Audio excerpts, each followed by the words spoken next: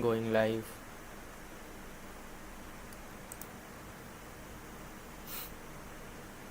Hmm.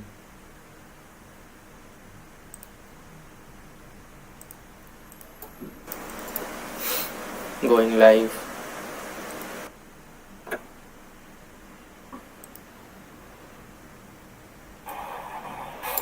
Going live. Okay, alive.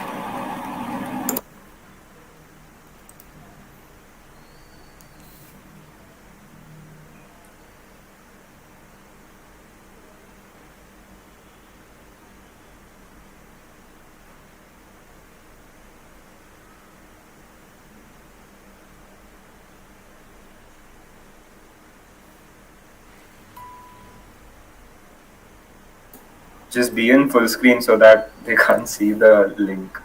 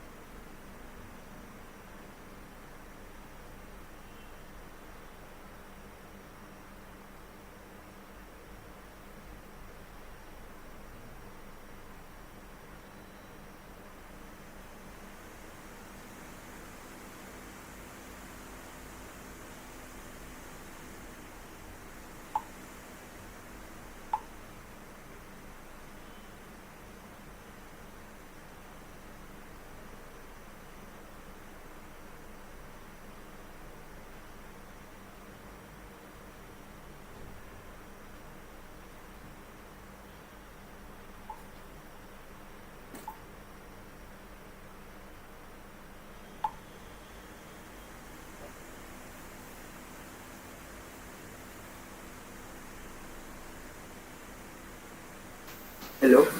Okay, I think we can begin now. Good Yeah. evening, everyone. My name is Shivansh, and I'm a member of IPCD. So, IPCD brings to you a webinar series about applying for thesis, internships, masters, and Ph.D. programs abroad. In these webinars, we have panelists who've been through the grind and wish to share their knowledge and experience with us.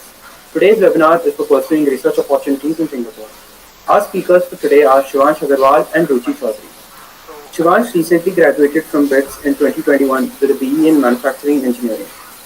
Currently, he is working as an associate at PwC. In the past, he's been an intern at Center for Analytical Finance, ISB, Wharton Business School, SEBI, and Axel Bank. He's currently a research intern at NUS Singapore in the field of analytical finance. Ruchi is an alumna of BITS Pilani and graduated with a bachelor's degree in pharmacy from BITS Pilani campus in 2019. Currently, she is a third-year Ph.D. student at the School of Biological Sciences, NTU, Singapore. She works at the Cancer Science Institute in Singapore to study the epigenetic changes involved in cancer progression. We are glad to have these speakers with us today. Audience can post their questions in the chat section of the YouTube live stream. The floor is now open to the panelists. Ruchi, you're on mute. Thanks. Thanks, Shivansh, for the very kind introduction. Hello, everyone. I am Ruchi Choudhary, and today I'll be mostly talking about how I decided to go for a PhD, and will give you a brief introduction about the application process and other necessary details and doubts that usually students have before pursuing PhD. So, my research journey started with my final year project, which I did in National University of Singapore, NUS. And it was only during those 4-5 months when I realized that I want to take up research as like my long-term career option. And it was a very helpful experience for me. And I would recommend every student who's like confused or even a bit curious about research should definitely take up this FIP in their final semesters or in their final years. So it was really helpful for me while deciding whether to take up PhD or not. So how to apply for these theses as to like what mails you should send, what kind of cover letters you should send will be covered in the later section of our talk today, which will be given by Shivansh, who already is an RA in NUS. So I think he'll be a better person to talk about that. I'll be focusing more on the PhD aspect, as in the application procedure and the common doubts that students have regarding PhD. So the first and like the most important question is, why should you do a PhD? And how did I decide to do a PhD?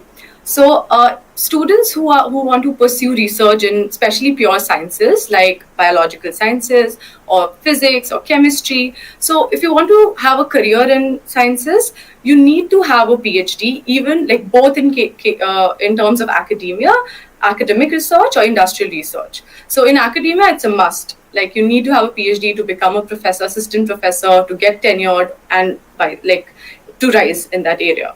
And even in industrial research, in case of pure sciences, you need, like, it is highly, highly recommended for you to have a PhD. So this was very clear to me in the beginning that I will need a PhD if I want a career in research. So that's how I chose. Then again, the learning that the way of learning in PhD is very different from the conventional style. So it's not like taking up exams or remembering things and then replicating that in your tests. It's very different from that. So it's very application based. So you get to choose your own problem, you design a hypothesis around it, then you learn and you get to apply all those knowledge like the next day in your lab. So it's very application based. So this is something which I thoroughly enjoy, and if you are a student who can also resonate with this kind of excitement, then I think you are a very fit candidate for PhD. So these were a few criteria how I decided to go for a PhD. So the next question, which I often get asked, is whether you should go for master's before PhD or a direct PhD. So I did a direct PhD. So after my undergrad, I graduated in May 2019 and I joined PhD in July 2019. So I basically did nothing in between. I directly after my undergrad, I joined PhD. So for students who are confident, as in they have a clear vision as to what they want to do, if they want to go for research and they're very sure about it, then PhD is definitely, a direct PhD is a very good option, especially when it comes to Singapore. Because here I have a lot of my peers who are direct undergrad students, and like me myself, it's not very difficult to cope up. Like even if you have masters or PhD or direct undergrad student, the coping up or the speed or the kind of problems that we solve are almost the same. So I don't feel any difference that I do not have a master's in biological sciences for that matter. So, but in case you're not very sure and you're not ready to, commit 4 years of your life to a research problem, which is a fair confusion, I see, like, because 4 years is not a small time of your life.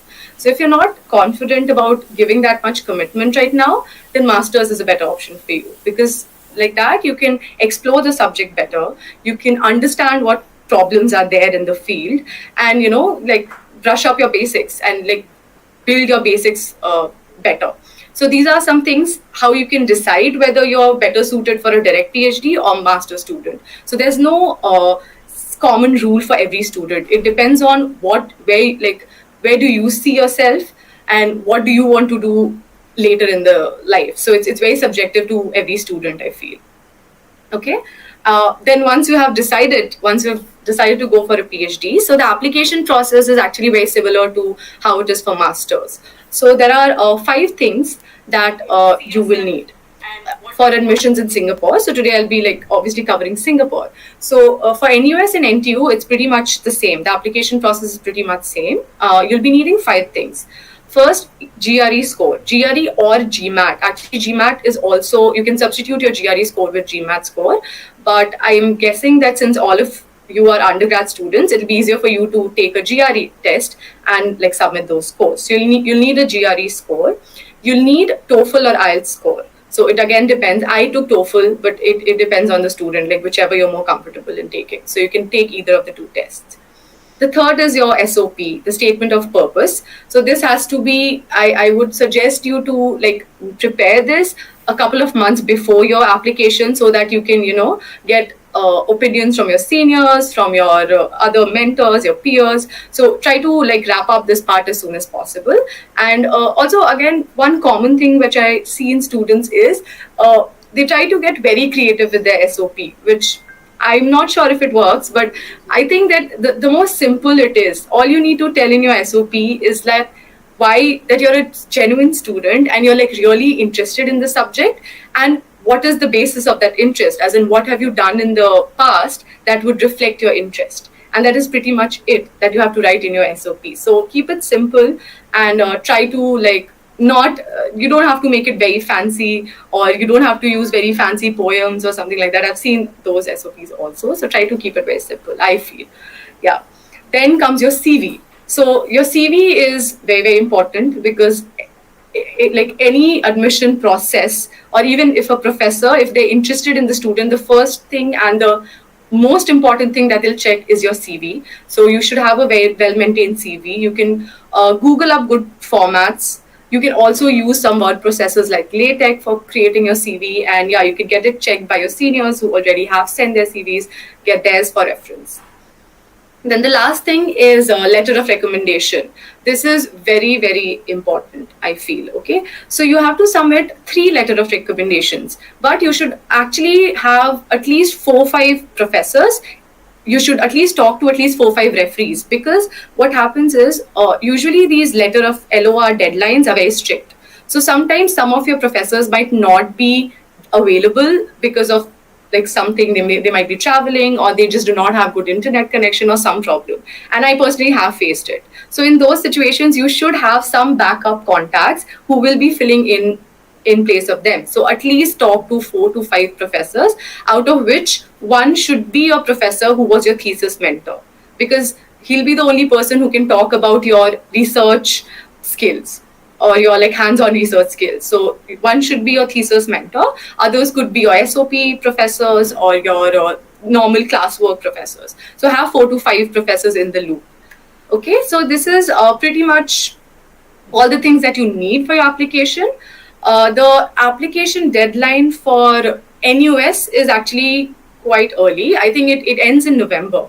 And NTU is flexible. For NTU, the deadline is till January. But I would always suggest you guys to recheck these dates, because this was by time. I'm not sure what are the current dates. So just check these dates once and make sure you have everything at least a month before, because all these GRE and TOEFL scores has to be directly sent by ETS, and you don't submit it. So that takes almost like 2 weeks of your time. So have all these things prepared like at least a month ago before your deadline. Okay.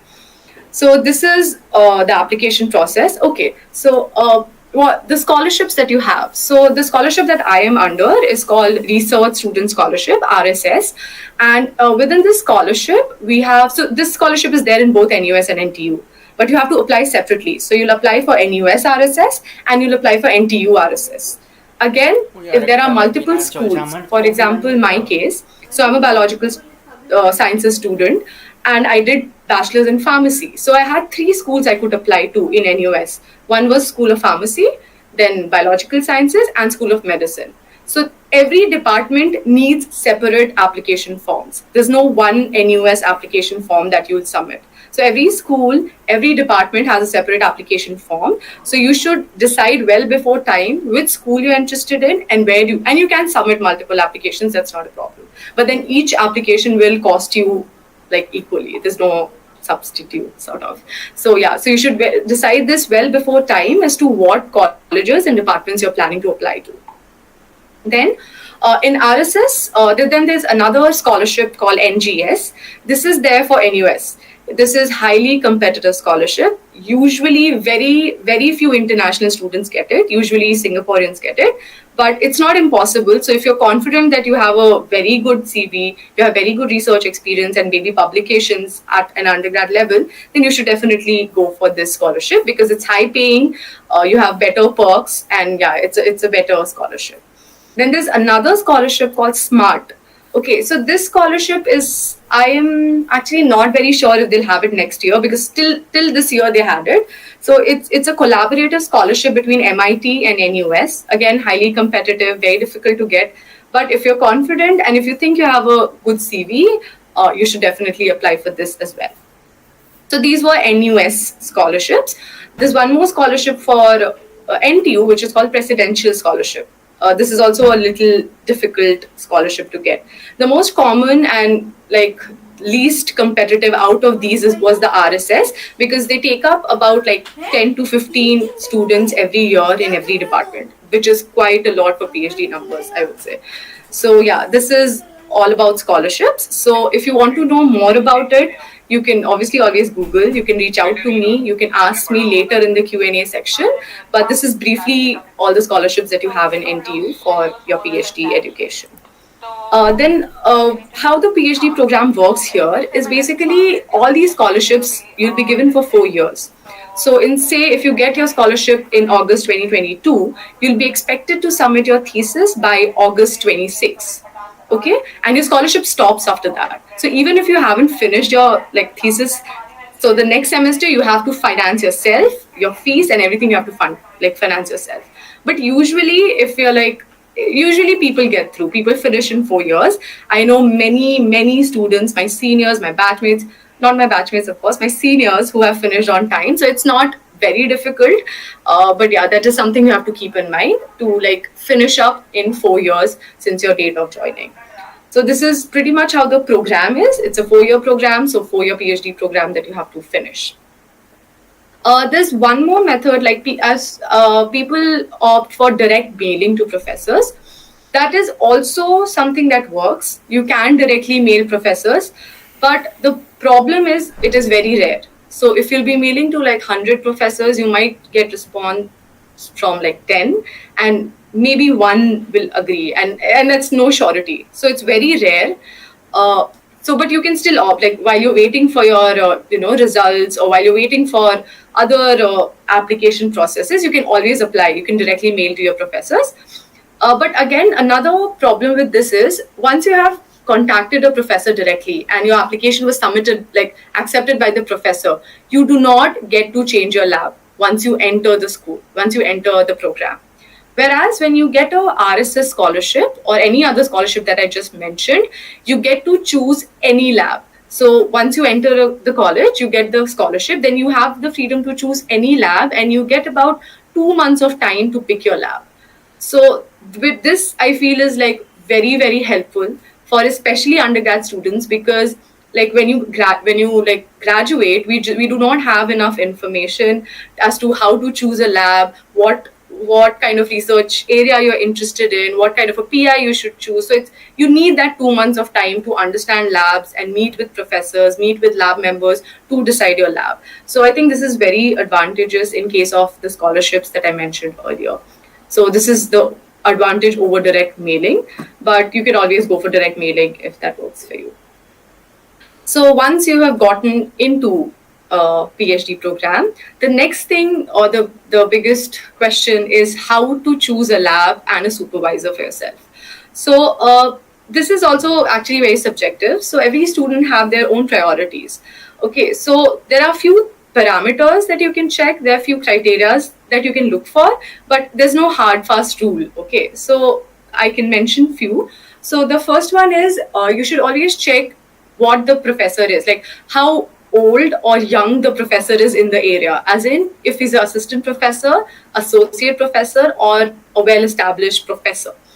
How this affects you is, so usually assistant professors or new professors have more will be willing to give you more personal time and more personal mentoring as compared to very senior professors, because many senior professors are quite busy with their admin work and they usually have a much bigger lab to take care of. So you might not get that one-to-one mentoring or that one-to-one guidance that you would need as a fresh PhD.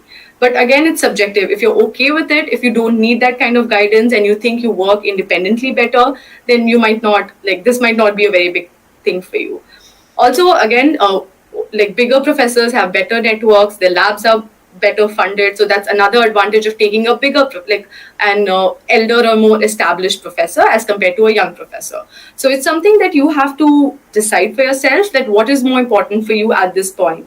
Like for me, I wanted to take a professor who's more approachable and I can have a more personal mentoring sort of a relation with, because that is what suited me as a person. I wanted kind of a constant guidance for myself. So I chose a lab in which the professor was young, the lab was new, and yeah, so that is how I chose, but it depends on the student again.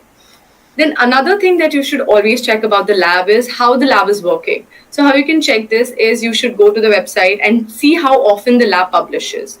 So how many papers they're publishing every year. That is a very good indication that will tell you how the lab is, if the lab is quite active or the lab is not doing very substantial work for the past few years, you can get a very clear idea about it. But sometimes there are some labs that do not, update their pages quite often. That is very common in academia, I see. In those cases, you should go to Google Scholar or PubMed or wherever, all these browsers, and look for papers for those labs and see how often these labs are publishing. Because that is very helpful in deciding how actively the lab and what kind of research the lab is doing. Okay, so this is something which you should always keep in mind while choosing a lab.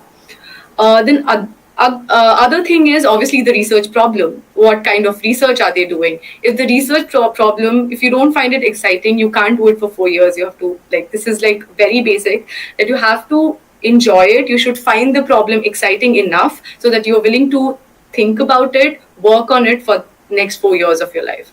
So it sounds too heavy, but it is not. It'll keep changing. Your research problem will change a lot. But the initial idea only should excite you, I feel. You should find it exciting enough to commit to it. And you need not know everything about the area. Even when I joined my research project, I didn't know everything.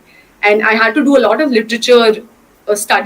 background literature study before I started working on my project. That's very normal and that's a part of the process. But you should find the question, the problem exciting. That's very important.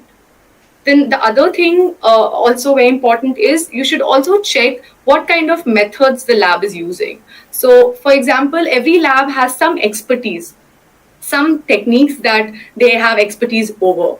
You should always check that, because when you graduate, when you're done with your PhD, those methods become your skill set. So when you're checking, so that is what you will come out of. These are things you'll take from the lab. So you should check what kinds of methods the lab usually use, what kinds of techniques they are for example, my lab. So my lab does a lot of sequencing techniques like next gen sequencing. They do a lot of CRISPR. So all these are like very fancy techniques in my field. So this was one criteria that was very important for me, and that is how I chose my lab. So again, this is something that you should look for. And the last criteria that I would suggest is, if possible, try to meet a lab member from that lab. This might not always be possible to find someone from that lab, but if possible, try to meet a lab member, talk to a lab member, and like get an idea as to how the lab functions. How is the professor? How does he manage? Is he too micromanaging, or how much support is he willing to give? How often does he meet a student? So these are some things that you should check with a lab member, and only a lab member can tell you the true picture. So that is something which will be very helpful for you while choosing a lab. So these are pretty much all the tips and tricks that I could give for picking a lab and for picking a supervisor. If you have more details, if you have more doubts, you can always ask me. About my experience as a PhD. So a question that I very often get asked is, the stipend that I'm getting, is it enough for me to sustain in Singapore, or do I have to still get money from my home? So it is enough. So basically the stipend that you get will cover your entire fees. There's no fees that you have to pay. And the stipend that you get, the RSS stipend that I'm telling, or any scholarship for that matter, the stipend that you will get in Singapore is good enough to live a very decent life in Singapore. Okay, and in fact, you can also save some. I have peers who have saved quite a lot. I don't save that much, but yeah. So basically, you can also save some. You can have a decent life, and yeah. So this stipend is enough. You don't have to worry about it. You can. You can live very independently. That's not a problem. And you'll be staying inside campus, so you can get accommodation inside campus. So the hostels are usually much cheaper than accommodation outside campus. So that is one advantage. Other than that, the work is, if you ask me if it's hectic or not, so I would say it's hectic. It depends on how you plan it. So for example, there are some days during the week when I have no work and I just study and just read papers and I have no work to do. I don't even go to my lab. But then there are some days in the weekends also when I have to go and be there in my lab the entire day. So that's how I plan my days. So if you're better at planning, you can actually divide it more evenly and can like work whenever you want. That's one of the best parts about working in a research setup in academia, is that you have flexible hours. You can work whenever you want, however you want. If you don't like waking up in the morning, you can work at night. Like, this is the kind of flexibility you can only enjoy in an academic research setup. So that was something like which I liked so much about the work culture in research. So that's there. Also, yeah, one interesting experience that you'll get while PhD is teaching experience. So you also have to do a lot of teaching. You have to teach your undergrads. Third year, fourth year, second year, all your undergrads, you get to teach them, which is, for me, I find it very exciting. But again, it's subjective. Some people might not like it and can be a little troubling for them. But I personally enjoy the teaching part quite a lot. So that's there. Then another thing is, it's also not all about studying. So it's not that your entire days will go in your research and your teaching and all your other things. You will have enough time to even pursue your hobbies. So like for me, when I was in BITS Pilani, I was a very active member of dance club. So I used to dance like 3 hours a day, if you know. That's how often we used to have our dance sessions. But till now, I still dance. I still go to dance classes, and I get my free time to pursue my hobby as well. So it's not all about studies. It's not the typical image of a PhD student that it's a very big commitment. It's all about studies. It's not like that. You can have your own time as well. And again, Singapore is a very it's very easy to settle in Singapore because you can find many Indians, you can find many friends, you'll have a very active social life, so it's easy settling in. So yeah, I would recommend students who think that they have similar ideas as I just presented, that they should definitely go for a PhD program. So I pretty much covered the experiences part. The life in Singapore. So here I have put a picture of Singapore as in the geographical location. So from this picture you can see that Singapore is actually surrounded by all these touristy places like Malaysia, Indonesia, Thailand, Vietnam, Philippines, Cambodia. It is there, and it's so easy to travel to these countries. Of course, pre-COVID times. It will take time before all the borders will open again, and you'll be able to we'll be able to travel. But this is one of the which I feel is a very good advantage of staying here, because you can very easily travel to if you're a person who likes traveling, you can very easily go to these countries, travel. You can go for a weekend and come back and join your lab on Monday. So it's that convenient.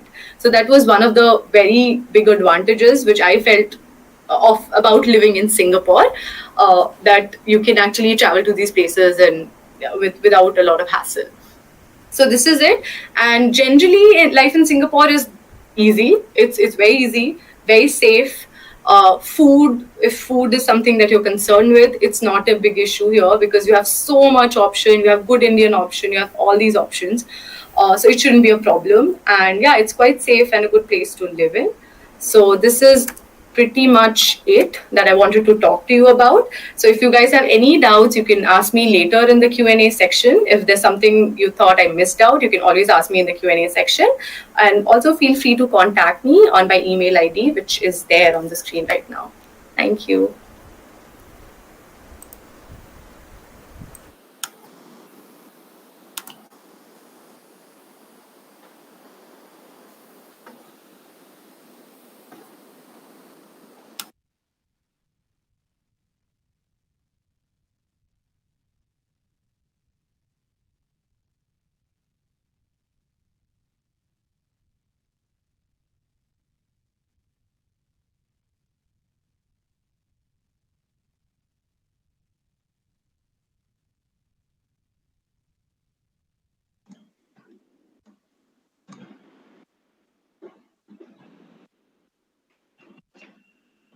Is it visible? Okay, am I audible clearly? Okay, so can we start then?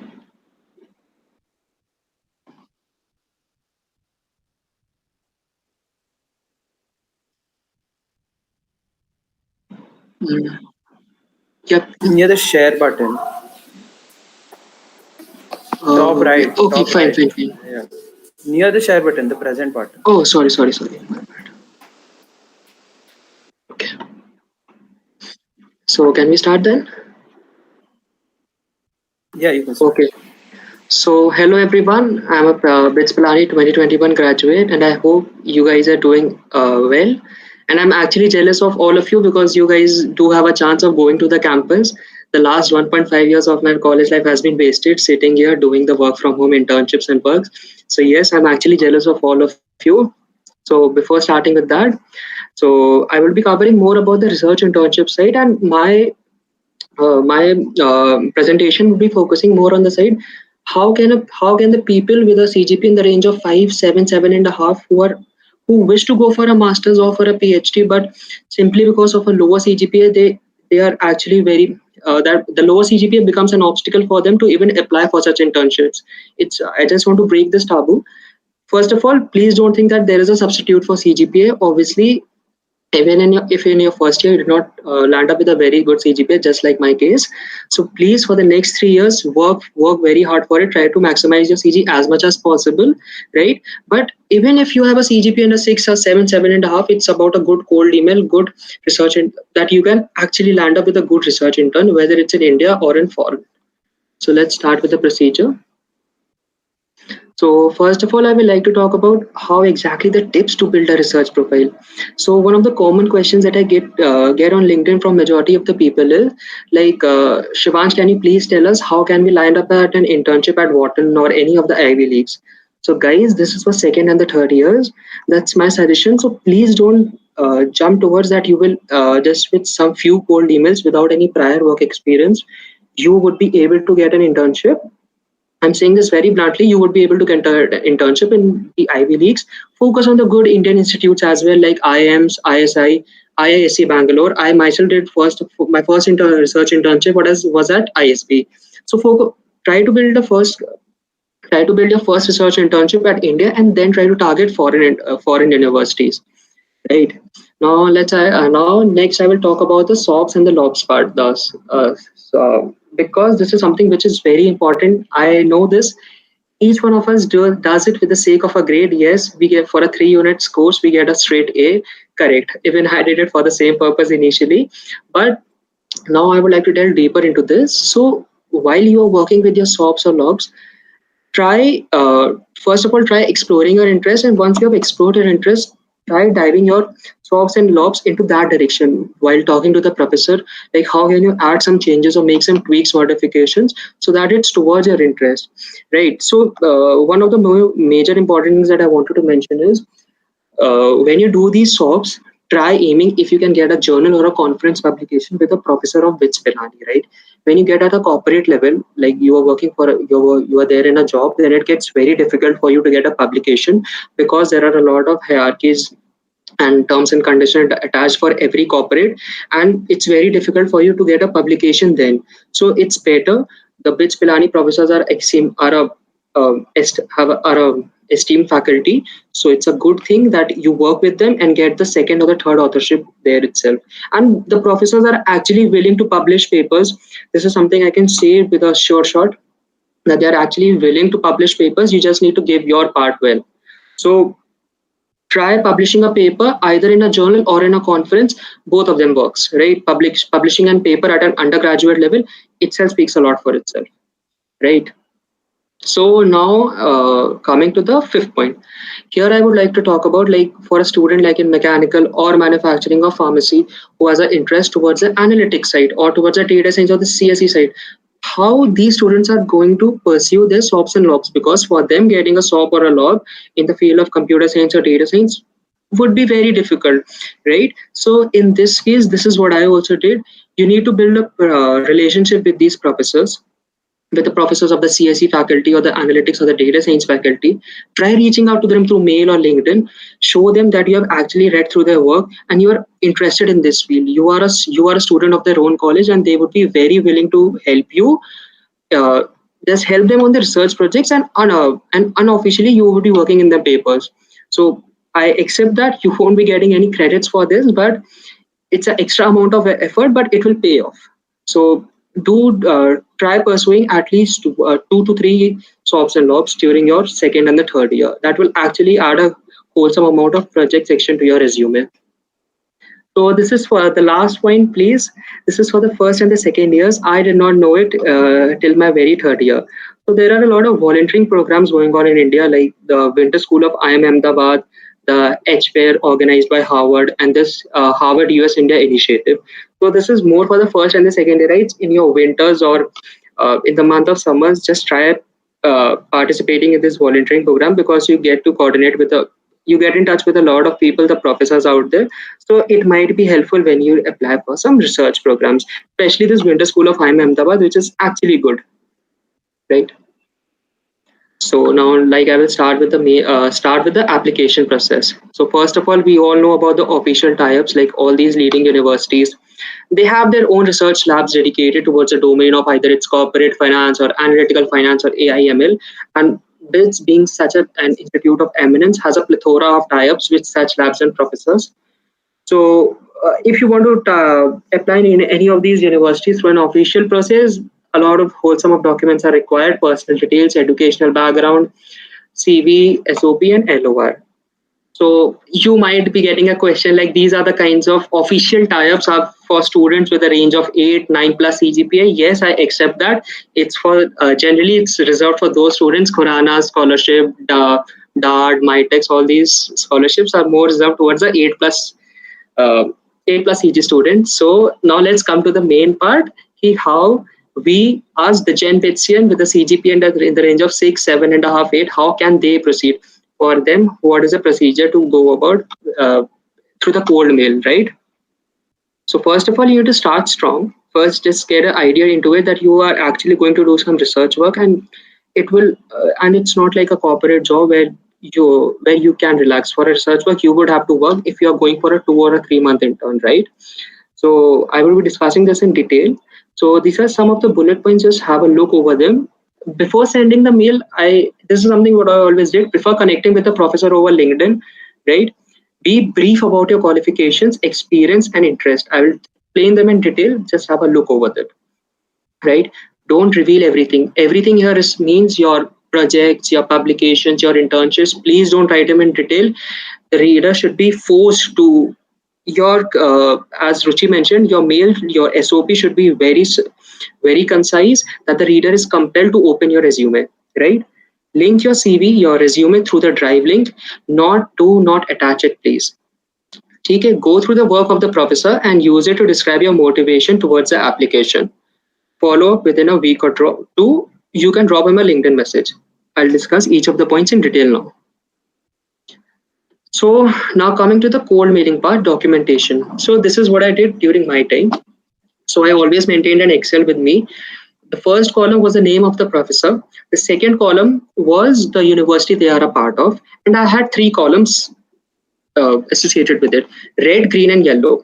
So red was the has a professor. If the professor has said no, blunt no, that he is not interested to work in, he does not have the bandwidth to accommodate more student, or even after multiple follow-ups, uh, the professor is not replying. So for such a professor where it's a dead end, red, right?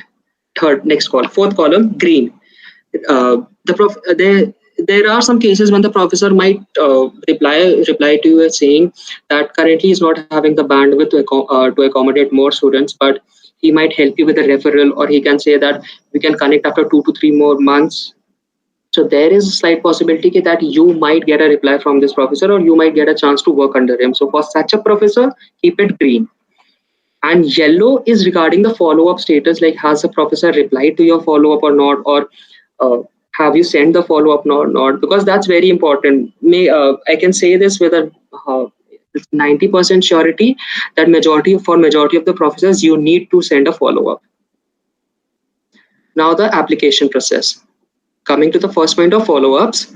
So out of every 10 mails, maybe only 5 will be open, 2 to 3 will be read out, and 1 hopefully will respond, right? So the second point is very important. This is something I'm telling from a personal experience. Please avoid using a mail tracker, right? The professors are like these are esteemed faculty, right? So please avoid using a mail tracker, because they don't like once they open your mail and it's written the sender is notified by mail tracker. Please, my professor has told this to me, so please don't use that. Instead, use a streak, because it has nothing attached to it, and you can get a count whether the professor has opened your mail or not. Then in case there is a rejection, try to inquire the reason. Try to talk to the professor, like what are the things that you think that the professor thinks you are not a good enough, so he can't take you an internship. What are the things, what are the courses or the skills that you can develop in the meantime, so that you might get a better chance of a better conversion rate. If there's an interview, ask for any preparation that you are expected of, right? And in case you get to the interview round, please be very sure, apart from revising your core concepts, be very sure that you can walk the interviewer, the professor, through your CV. Be very thorough about it. Now, this is one of the most important thing that I get a lot of doubt upon is the timelines. So what generally students do they, like, I remember in the month of May, your compres end, and by the month of March or April, they start thinking about, now it's a time to do for a research internship, and they start mailing in the month of April. No, that's how it won't work. I'm saying it very bluntly. The professor won't reply with it if you start applying so late. So for those who are aiming for summer internships 2022, start mailing in the month of December or January first week. The reason I'm saying December 2021 last week is because it's a time of Christmas, 1 week prior or 1 week after, where the professors are relatively free. So there is a very high probability for the professors to open your mail.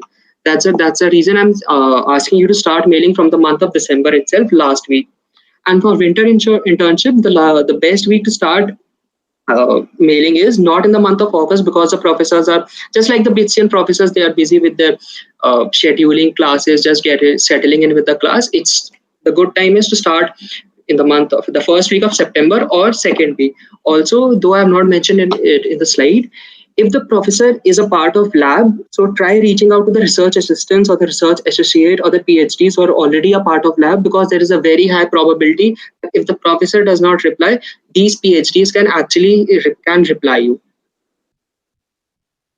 So now I will talk about the things you should avoid in a cold mail. Right? This is a mail which I saw, and I think this kind of a mail has a very low probability of getting a reply. So let's start with point by point. So let's have a look at this mail, and then we can start. So the first thing is the subject line. Opportunity to work with you. Like, do you find it prudent mentioning the professor as you? Like, he's not your friend. So this is a wrong kind of subject line. Then greetings.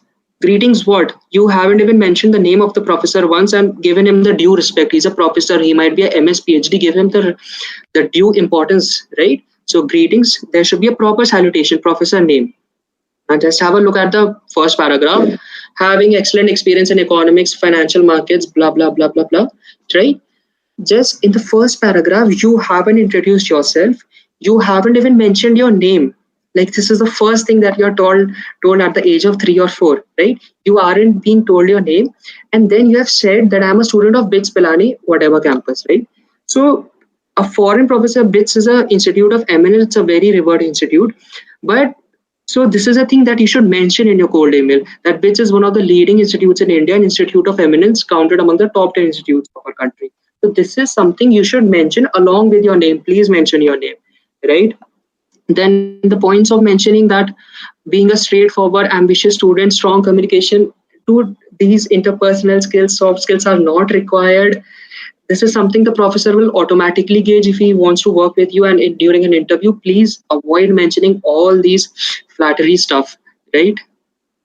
Then come to the next paragraph. One of my papers entitled blah blah blah blah blah this conference, and this second paragraph the person has just described about his research paper. Please accept the fact that the professors are very busy. 1 out of 100 is the probability for them opening the mail, and if you're giving them all this nonsense, they are just closing the mail, not even reading it entire.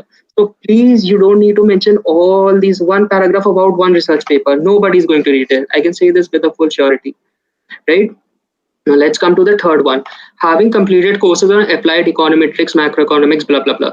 Right? So here you don't need to mention all of your courses. You can just club it into my technical skills are this, and along with I've done courses in corporate finance or analytical finance or data science or data analytics. If you are mentioning this corporate finance or analytical finance, whatever, it means that you have a good you have done the varied subjects under this field. So you don't need to mention each and every course here. Now let's come to the fourth paragraph. Now here the author has again written my ardent interest in policy making. All this. This is something not required in every paragraph, in every intern interest. You do for every intern, every paper. You don't need to mention your interest. Like, interest is something which should be mentioned in the second paragraph, which I will talk about in the next slide in a greater detail. Right. So this is something you should not do. My ardent interest in all these stuff. Right. So this is a continuation of the previous mail. So selected among 13 students from India, all this is something you don't need to mention. So here you see that the author has written a complete, whole, huge, exhaustive paragraph explaining his entire internship, telling about his results. This is something not required. You can just mention the name of the place where you interned. That's good enough. Or one more line in the field you have interned and what were the results. That's it. In the last paragraph, the person goes on to talking, research allows me to hone my problem solving skills, challenge myself. Please, you're not giving an interview to an HR, right? This is something they are not asking you. The professor is not asking you, where do you see yourself after 5 years? Please avoid all this. Like, keep it very concise that I'm willing to work under you. If there is anything more attached to anything more work related, I would be very glad to do it. Please don't avoid all these. Please stop exaggerating about us something which can be covered in one line. Now, this is the kind of cold mail that I have used in during my time. So you guys can have a look at it. So first of all, ABC, that's a kind of the professor mail that you can get on the faculty side. Then subject line, students seeking research opportunity. Greetings, professor. So here you are supposed to mention the professor name. That's what I talked about. You need to mention, like, either you take it, greetings Professor Rajiv Sakuja, or you mention greetings Rajiv Sakuja sir. The most standard method is you mention greetings Professor Rajiv Sakuja. That would be good enough, right? So I talked about that you should prefer connecting him over the LinkedIn so that he gets a glimpse of your name when he sees the mail, and then send him a mail. So you can just mention thank you for connecting over LinkedIn, right? So then you talk about, I hope this mail finds you in safe and sound conditions. Mention about BITS Pilani. I've not mentioned here. You can mention about BITS Pilani and Institute of Eminence, that what is your branch, and see, that's just one line you need to mention about your interest, right? After that, so a professor is looking like how much the research the student has done about himself, about the professor, before sending the mail. So I'm not asking you for each and every professor go and read entire his 10-15 year long papers. Just be smart about it. See the professor, just see 2 to 3 papers on his Google Scholar, and just read the extract of that paper, get a gist of that, and mention the name of the 2 research papers of the professor. Like, I'm telling it with a personal experience, and I think Ruchi can also uh, say a yes to that. That the professors actually like it a lot when you are mentioning the name of the research papers, because the professor feel that the person has done a very exhaustive homework before coming here, before sending me the mail. So that actually demarcates you from the rest of the crowd. So mention the name of the 2 research papers, that's good enough, right? And please read the abstract at least, so that if the professor asks you about the paper, what exactly did you like it? So you are able to tell about the abstract and the results, right? Then you mention about your interest. Then you talk about your technical skills. And now coming to the intern part, where so here you just need to mention what are the places that you have interned in, and what was your designation. That would be good enough. You don't need to go into detail describing each and every project. So here I've mentioned about myself that I worked as at Deutsche Bank. Then I worked as an intern at Wharton School, then ISB, and did a project with the computing faculty of Carnegie Mellon. Then I mentioned about that my research paper was selected for 2 conference publication organized by Stanford and Oxford in neural nets. That's it. You don't need to go into detail explaining about the research paper, what was the result, explaining each and everything in detail, right? So in the last paragraph, you can just go make it more concise, saying that it's a humble request if you can accommodate me in any of your projects. Just mention, I forgot to mention it here. Try mentioning the timeline that you're looking for. Don't think that the professor, as per your exact timelines, the professor will be willing to work with you. So just be flexible about it, and say that if there is some work, some reading attached to which you want the professor wants from you, that you should have a background in. So accordingly, mention all these things in your mail. So this is how you can frame the last paragraph very concise. Then you can say, you can find so for your resume part, please attach it as a resume link. Don't add it as an attachment. Put it as a link. And if you have some publications, put it here as a link as well, that this is the link to my conference publication or journal publication. Thank you. That's it.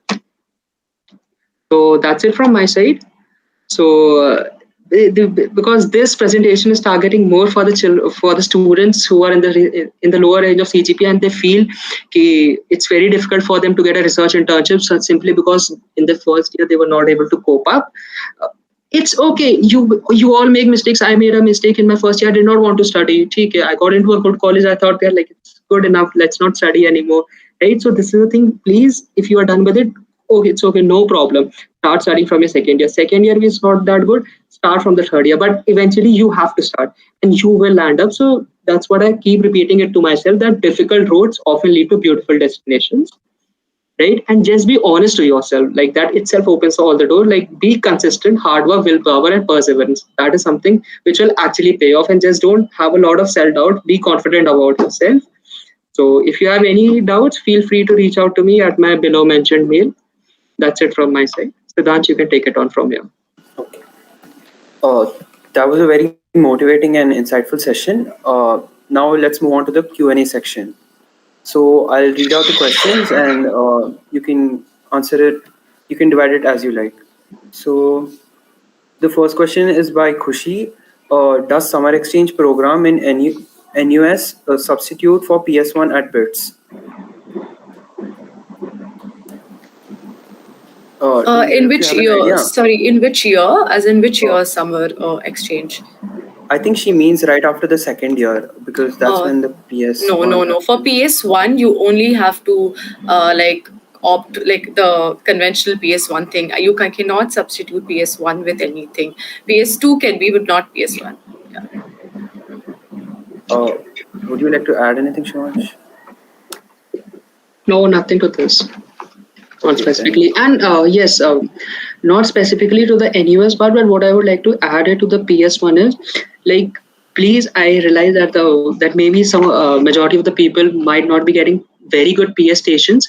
So please be don't disheartened by the fact, even if you don't land up with a very good PS station or a good PS project. So use this time, as I mentioned about those volunteering programs of IIM Ahmedabad or HPR or HUI, more effectively than that, work on your skills. It's just the end of your first year. You have an ample of time available. Work on your skills. In the next 3 years, it will actually reap benefits. So if you're getting a not so good so PS station, please don't be disheartened about it. Because people with a range of 6-7 generally don't get a good PS station, and I can say it from my own experience. So I had to do other internships to cover it for. Right. Okay, thank you. Those were great answers. The next question is by Punya. Is there any scholarship given to interns in NTU or NUS? I would like to add, so it depends on how you go about it. So there are some scholarship programs you can opt for. Like there was some NTU Connect program earlier. I'm not sure if it is there anymore, but you can check for these programs. So if you go through these programs, it might be funded. Then again, in like this mailing process, also you can find mentors or supervisors who are willing to fund your stay and willing to give you stipends. But at least if I like from biological sciences or actually pure sciences field, it's very rare to get. Mostly you'll have to fund yourself. It is usually self-funding, but there are also opportunities. Yeah. Shivansh, would you like to add anything? This is something I would like to add it. Talking about the stipend part, so majority of the students are very if you're working from home, please don't be worried about so much about stipend. Be worried about the work, the research project, and the letter of recommendation that you're getting from the professor. You are sitting at your table, sitting at your couch, and just working there. So you don't have any expenses. So you are getting a good, decent tag, good work. So even if the professor is saying that he's not, you can mention it in your mail that you're not looking for a stipend. So at the end of the first year, second year, if you're not getting any stipend, that's good enough. You will have ample opportunities to earn money by your fourth year. So relax. Itna zaruri nahi hai. Okay, thank you. The next question is by Bhushan. What course or SOP did you do in your undergrad that helped you build a good CV? Either of you can answer this. I would just say, as Shivansh mentioned, try to do SOPs because those actually add to the project section of your CV and it is really helpful. Also, it helps develop a good relationship with your SOP mentors who will later be writing your LORs. So it'll be really helpful. So I did 3 SOPs, and yeah, I think that was the main coursework. I think it'll be irrelevant unless I know what branch you're from. But yeah, otherwise SOPs are really helpful. So you should definitely. Adding to what Ruchi just said, so I would just like to mention one point. While you are getting a letter of recommendation from a professor of BITS, when you apply for your master's program, so they actually want to see who has given you a letter of recommendation. So getting a letter of recommendation from the college where you have studied 4 years and done a project under professors like BITS Pilani has an esteemed faculty, so it's very important to work for your SOPs, and if possible, try doing 2 SOPs under one faculty, so that faculty has the bandwidth to write a very long SOP for you, and at any point of time, whenever the admission committee demands, he can write a SOP for you in the best manner possible. He has all the stuff to write for you. So try doing under the same faculty 2 SOPs. Okay, thank you. The next question is by Bhushan. When did you make up your mind that you wanted to go for a PhD, and did being a pharmacy student hinder your application for applying in the biological department? So I decided during my FIP, which I did in biological sciences department in Singapore. So actually, it did not. My bachelor of pharmacy degree did not really affect that much because my letter of recommendation that I got from my thesis mentor was from School of Biological Sciences. So it made sense like that. Also, I had research experience of working in a biological sciences lab. So if you're trying to like change your field, then like if you do not have any experience to show for, I would highly recommend for you to take up some RA or some other internship so that you have something to write. You can't just say that you're interested in a field. You have to show something for it. So if you have some research internship experience, that will really, really help your case if you're trying to like switch fields. Yeah. Okay, that was great.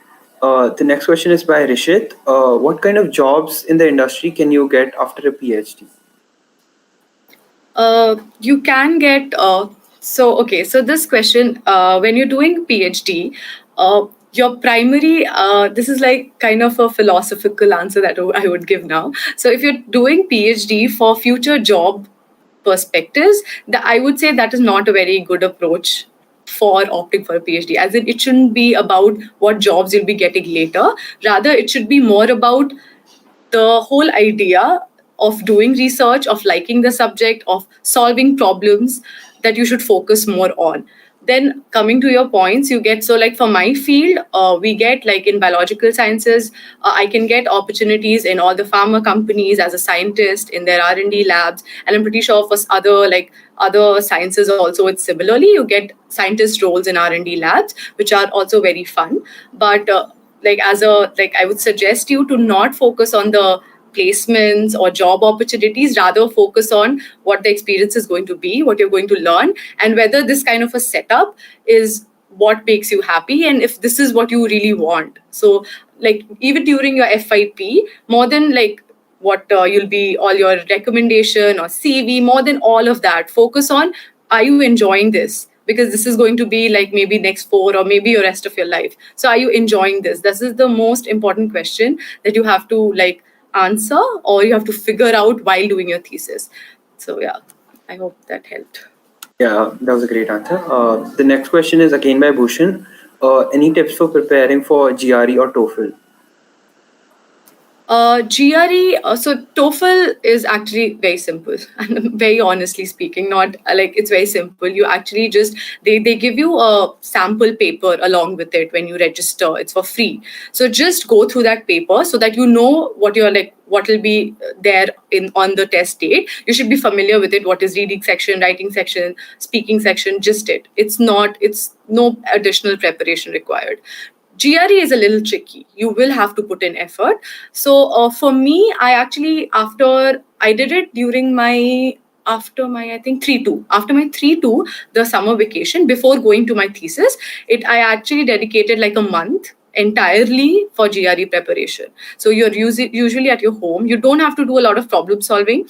You have to do a lot of problem solving because the quants part is actually very simple. All you need is to improve your accuracy, improve your speed, and that is all you. So you should just take as many tests. So I actually signed up for this Magoosh test series, I think. I'm not very sure. Just check again. Sign up for any test series. Just write as many tests as you can, because honestly, I think everyone in bits can get a full score in quants. And I'm not exaggerating, because quants is that simple. It's 10th maths. All you need to do is practice, improve your accuracy, improve your timing. So you can get a full score in quants. So get that, because verbal is not going to be that easy. So make up for verbal part from your quants. That is what I focused on primarily. Verbal also a lot of remembering. You have to remember all the words. There's no easy part. There's no trick for that. Just remember words, practice. Yeah, but do sign up for some test series. That really helped me. Sure.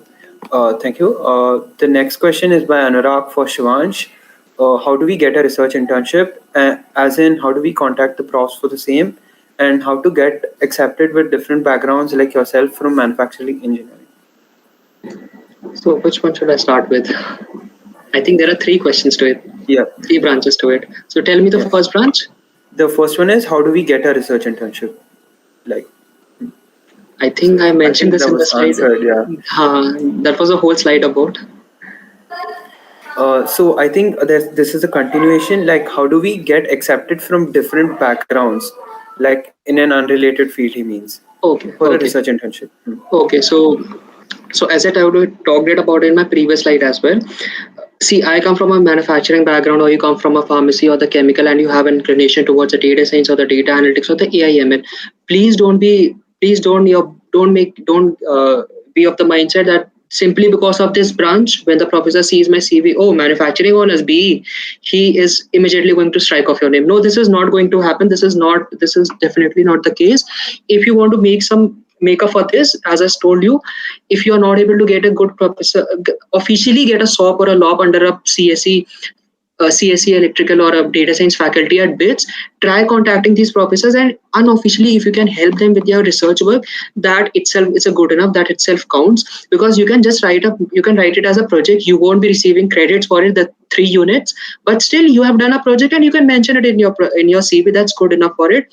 A, B, even if it's difficult for you to find professors who are accommodate, like a CSE professor taking a manufacturing student for him under him, so there are a plethora of projects available online. I'm not asking you to go to the Kaggle website and start with the Boston house pricing dataset, which is the most cliche one. Please don't do that. There are a lot of good datasets available in which people have explained their solution. Try reading those solution and then start building your own model. I'm just talking about the data science part. So even in the internet, the medium articles, the towards data science articles, they every day keep sending you a lot of good projects. So this is something also you can do, and if you mention these projects in your resume, nobody is going to question you, what you have come up with a Kaggle project. No, the kind of work that you have done, the pipeline that you have built, this is something, if you are able to explain them well, that's good enough for you to get a research intern. So please don't be deterred by the fact. That was great. Ruchi, would you like to add something? So since mine was not actually a very big shift, so I could actually mention a lot of my subjects that I studied in my second year, which were many biology subjects in my CV as well. That because as an undergrad, they don't expect you to have all the knowledge possible. They just want to see that you're interested in the field, you have done something for it, and you have the basic idea. So for me, it was not as difficult switching fields because I could just write all the basic biology courses which I got, like which I studied in my second year in my CV, and I think that helped. Okay, so that was great. The next question is by Siddham. I think it's for Shivansh. Can you elaborate more on the official tie-ups? I tried to find information on the BITS website, but there wasn't any info available. And the second part to this is, how can these tie-ups help in getting a summer research fellowship?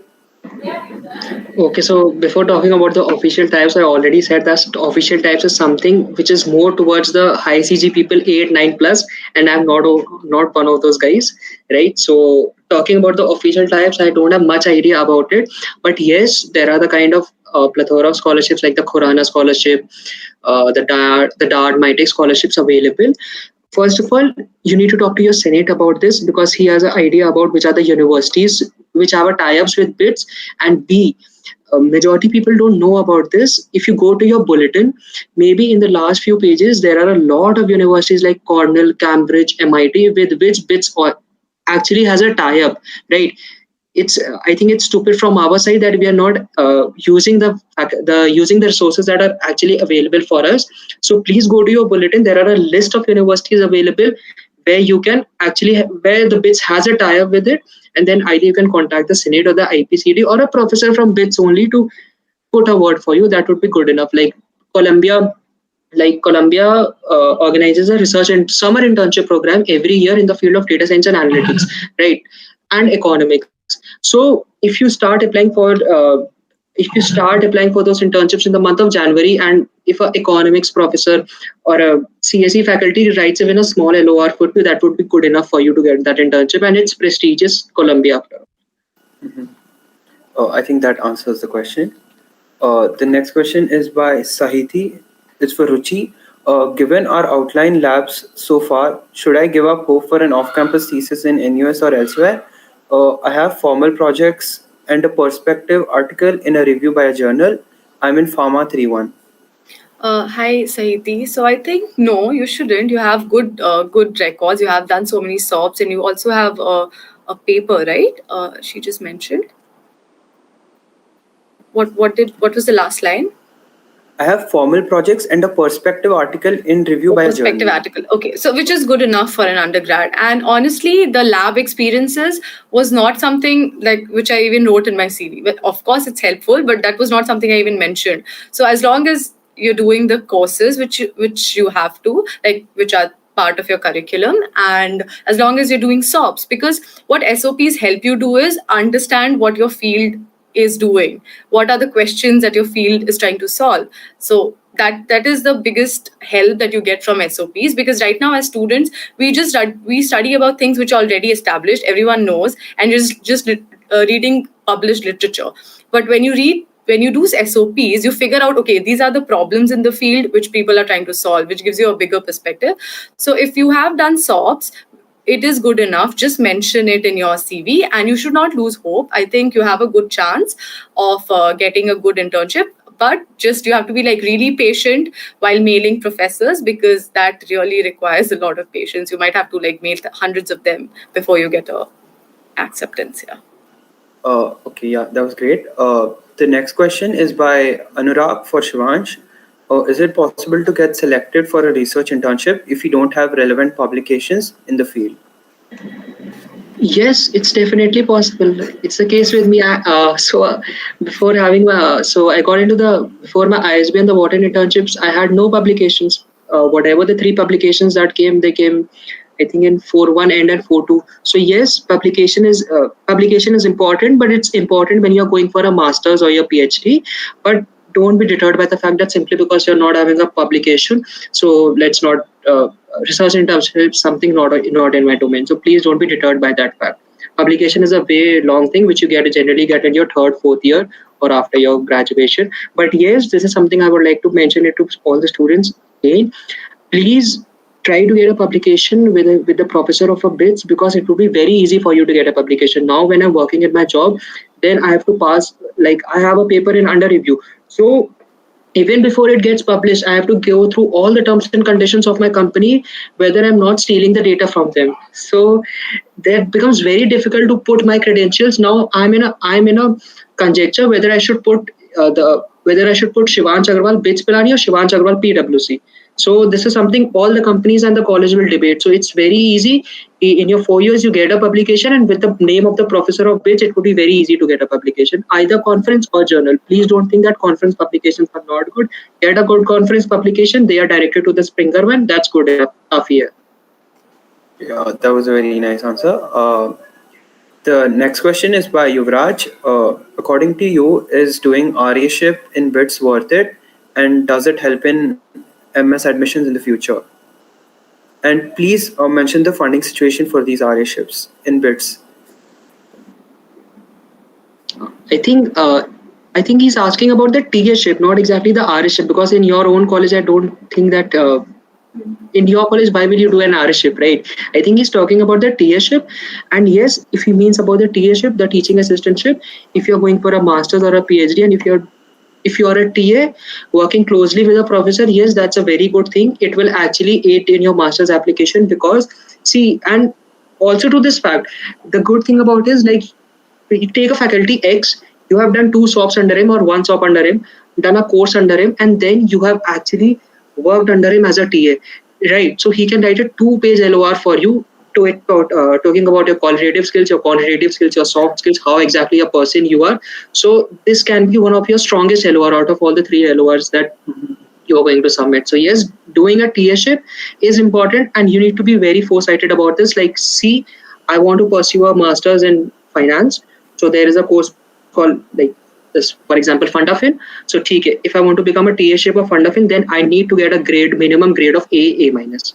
Because yes, there is a bar for that, and be in good touch with the professors so that he can actually sign for your TA-ship.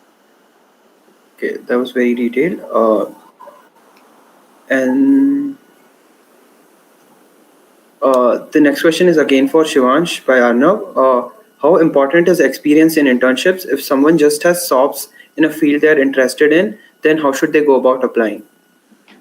Okay, so that's why this is something I also talked about in the slide. So the problem that majority of the students do is, like, they only equate the research. I know that the research ecosystem in India is not that great, but there are a few good institutes which are actually doing very good work. I mentioned about it, like the ISI, Indian Surgical Institute, Kolkata, or IISc, or the IIM Ahmedabad. So first of all, if you try mailing to these Indian institutes, and also these institutes have a lot of Bitsians already there, right? So even if you reach out to Bitsians, so they can easily put a word for you in the faculty. So for getting a research intern in India is not that difficult.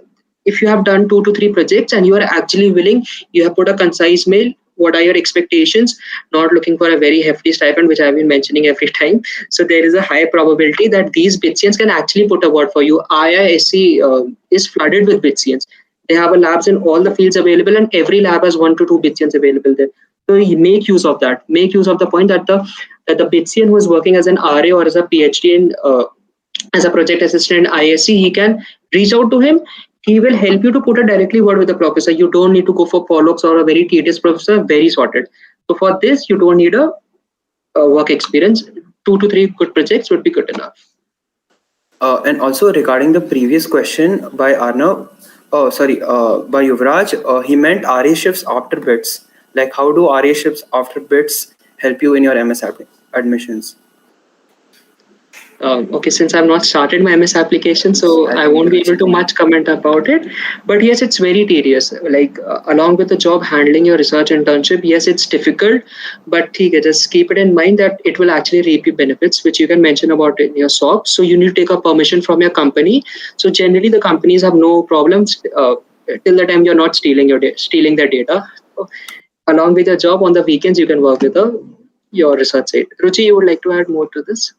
For PhD applications, I think it is very, very helpful if you have an RA experience after your undergrad, especially if you're like directly applying after your undergrad and you don't have a master's degree. So it is really helpful. So if you can like spare 1 year of, but then like for PhD applications, the experience has to be like 6 months to 1 year, like at least. And I'm talking about my field, like experimental science, wherein it takes longer for you to do some substantial work. So at least a 6 months to 1 year, if you have that much time to spare, it is really helpful for your application for at least getting a direct PhD. Yeah.